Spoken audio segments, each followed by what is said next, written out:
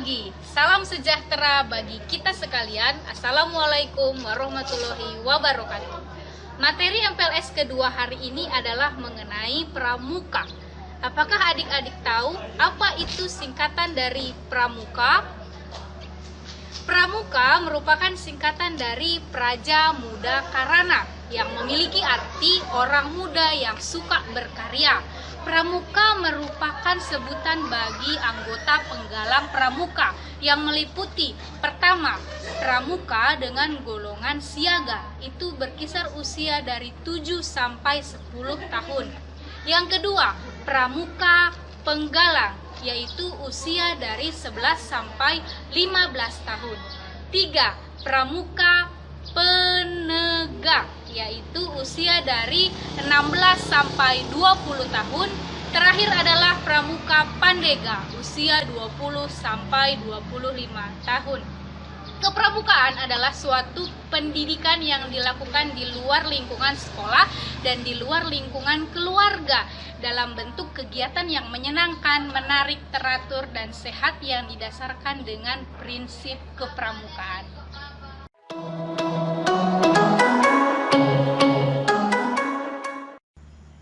Belajar efektif.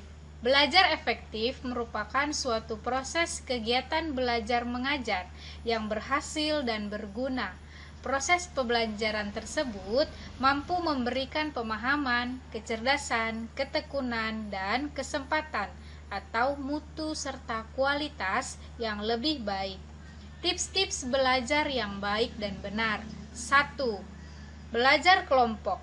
Belajar kelompok dapat menjadi kegiatan belajar yang menyenangkan karena ditemani oleh teman sendiri dan dapat dilakukan di rumah sehingga dapat lebih santai. Namun, sebaiknya kegiatan tersebut didampingi oleh orang dewasa seperti orang tua, paman, bibi, atau kakak supaya belajar tidak berubah menjadi bermain. 2. Berajin membuat catatan intisari pelajaran. Bagian-bagian penting dari pelajaran sebaiknya dibuat dalam catatan khusus, baik di dalam kertas ataupun buku kecil, supaya dapat dibawa kemana-mana, sehingga juga dapat dibaca kemanapun kita berada. 3. Disiplin dalam belajar. Apabila kita telah membuat jadwal belajar, maka harus dilakukan dengan baik. Contohnya, seperti belajar tepat waktu dan serius, tidak sambil bermain-main. 4. Aktif bertanya dan ditanya. Jika ada hal yang belum jelas, maka tanyakan kepada guru, orang tua, atau teman. Jika bertanya, biasanya akan mudah untuk diingat. 5. Jujur dalam mengerjakan ulangan dan ujian. Hindari mencontek ketika sedang mengerjakan soal ulangan atau ujian. Mencontek dapat membuat sifat menjadi curang atau pembohong. 6. Jadilah seorang pemimpin. Latihlah rasa tanggung jawabmu. Apabila guru meminta bantuanmu untuk mengerjakan sesuatu, misalnya membersihkan kelas, jangan ragu untuk menerimanya. Ajak beberapa teman kelas dan pimpin mereka untuk mengerjakannya bersama-sama. 7. Berlatih pelajaran yang kurang disukai. Apabila tidak menyukai suatu mata pelajaran, contoh mata pelajaran matematika, giatlah untuk berlatih dengan cara mengikuti kursus atau les atau belajar dengan teman. 8. Ikutilah kegiatan ekstrakurikuler yang disukai. Cari tahu kegiatan apa yang cocok dan sesuai dengan potensi diri. Apabila menyukai kegiatan wusu, ikutilah kegiatan ekstrakurikuler tersebut. 9. Jangan suka mencontek teman. Jika mencontek berarti tidak berpikir sendiri. Lagi pula, belum tentu jawaban yang dimiliki oleh teman benar. Belum lagi jika ketahuan guru dan teman yang lain. Berpikirlah dan belajarlah sendiri. Pasti bisa menjawab semua pertanyaan dengan benar. 10. Metode imitasi. Proses belajar bisa berjalan dengan sempurna melalui metode imitasi atau meniru. Metode ini direalisasikan ketika seseorang meniru orang lain atau gurunya. Metode ini sering digunakan untuk seorang anak kecil saat melafalkan kata atau bahasa dari orang tuanya. Begitu juga jika ia meniru berbagai perilaku, etika, dan tradisi. 11. Trial and error. Manusia belajar dari eksperimen pribadi. Dia akan berusaha secara mandiri untuk memecahkan masalah yang dia hadapi. Terkadang, beberapa kali dia melakukan kesalahan dalam memecahkan masalah tersebut. Namun, dia juga beberapa kali mencoba untuk melakukan kembali. Sampai pada akhirnya dia mampu untuk menyelesaikan permasalahannya dengan benar. 12. Rajin berlatih. Latihan itulah kunci untuk mahir dalam suatu mata pelajaran. Semakin banyak berlatih dan mengerjakan soal, semakin banyak pula memahami soal tersebut dan terbiasa untuk mengerjakan.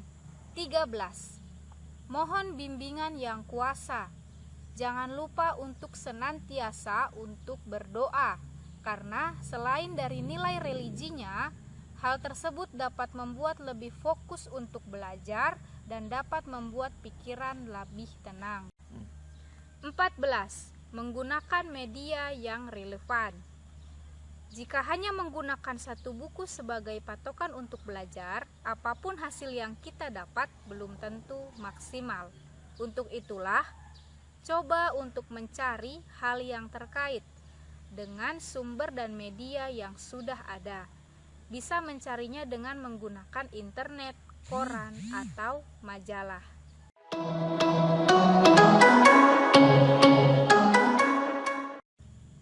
Pengenalan K13.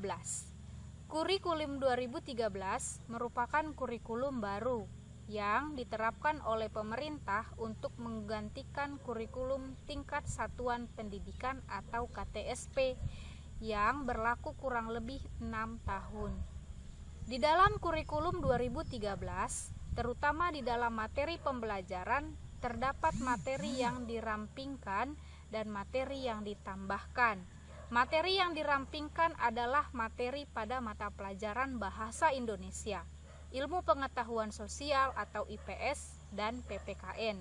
Sedangkan materi yang ditambahkan adalah materi pada mata pelajaran Matematika. Materi matematika tersebut disesuaikan dengan materi pembelajaran standar internasional, sehingga pemerintah berharap dapat menyeimbangkan pendidikan di dalam negeri dengan pendidikan di luar negeri. Aspek penilaian K13. 1. Pengetahuan. Aspek pengetahuan merupakan aspek yang ada di dalam materi pembelajaran untuk menambah pengetahuan peserta didik. Jenjang SMA memiliki bobot pengetahuan 80%, dan untuk aspek karakter berbobot 20%. Pada kurikulum 2013 memang diintegrasikan dengan pendidikan karakter yang sebelumnya telah dicanangkan pemerintah sebelum terbentuknya kurikulum 2013. 2. Keterampilan. Aspek keterampilan bertujuan untuk meningkatkan keterampilan siswa dalam membuat, melaksanakan, dan mengerjakan soal atau proyek, sehingga siswa dapat terlatih sifat ilmiah dan karakter yang merujuk pada aspek keterampilan. Aspek keterampilan dapat berupa keterampilan mengerjakan soal, proyek, keterampilan membuat teks, dan keterampilan dalam menjawab soal lisan. 3. Aspek sikap dan perilaku. Penilaian sikap dan perilaku merupakan aspek penilaian dengan menilai sikap dan perilaku peserta didik selama proses belajar mengajar. Aspek penilaian ini dinilai oleh guru dalam jurnal harian, teman sejawat dalam sebuah lembaran nilai, dan diambil oleh masing-masing peserta didik.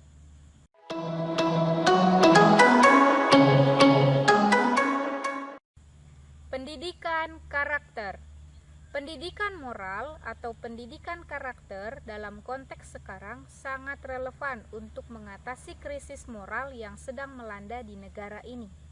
Krisis tersebut antara lain berupa meningkatnya pergaulan bebas, maraknya angka kekerasan anak-anak dan remaja, kejahatan terhadap teman, pencurian remaja, kebiasaan menyontek, penyalahgunaan obat-obatan, pornografi, dan perusakan milik orang lain sudah menjadi masalah sosial yang hingga saat ini belum dapat diatasi secara tuntas.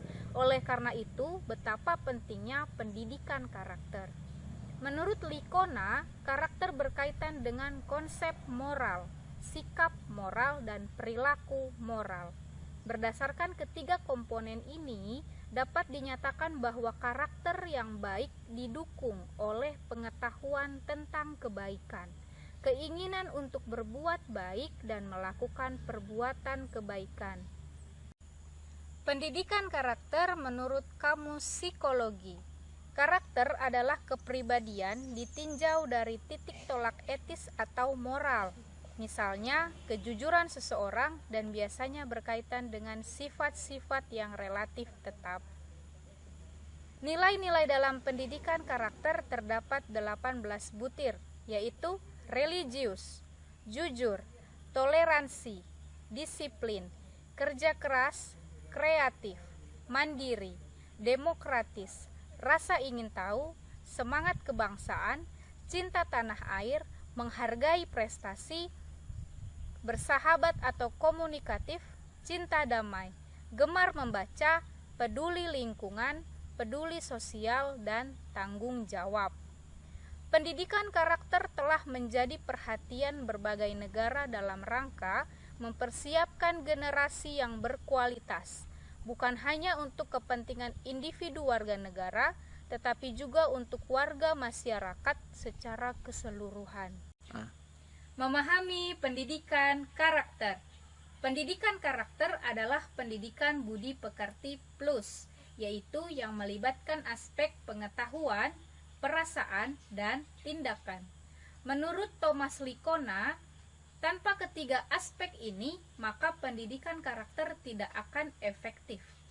Pendidikan karakter yang diterapkan secara sistematis dan berkelanjutan membuat seorang anak akan menjadi cerdas dalam emosi.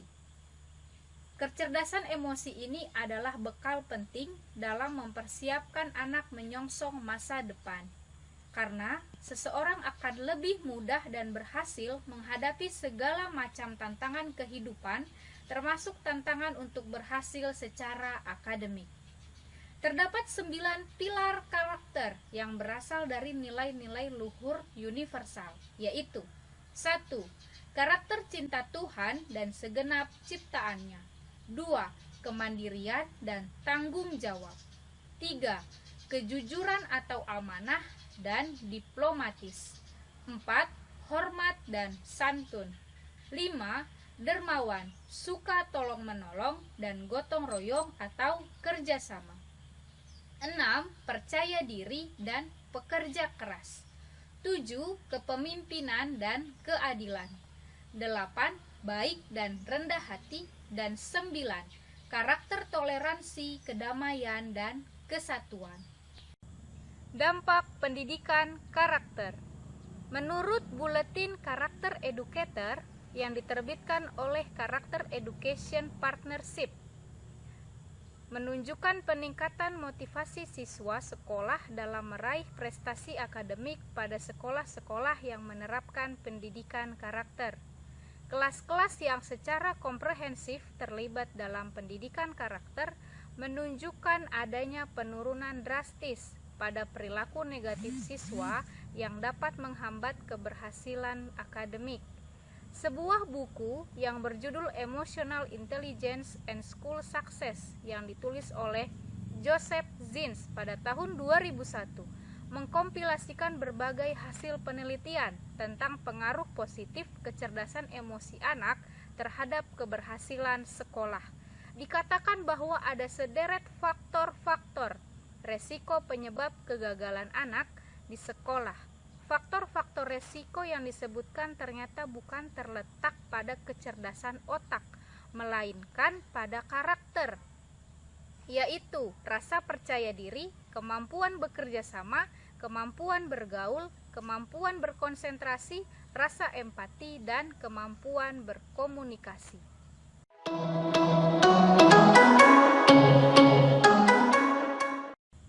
Berikut adalah tugas yang harus dikerjakan peserta MPLS untuk hari kedua. 1. Coba Anda jelaskan perbedaan antara pramuka dan kepramukaan. 2. Jelaskan menurut pendapat Anda pembagian anggota gerakan pramuka beserta dengan usianya. 3.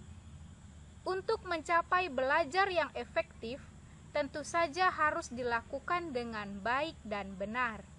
Menurut pendapat Anda, apa saja tips-tips belajar yang baik dan benar? Sebutkan dan jelaskan. 4. Jelaskan tentang kurikulum 2013 atau yang disingkat K13. 5. Dewasa ini sering terjadi tawuran antar pelajar. Bagaimana kaitan antara perilaku tersebut terhadap pendidikan karakter?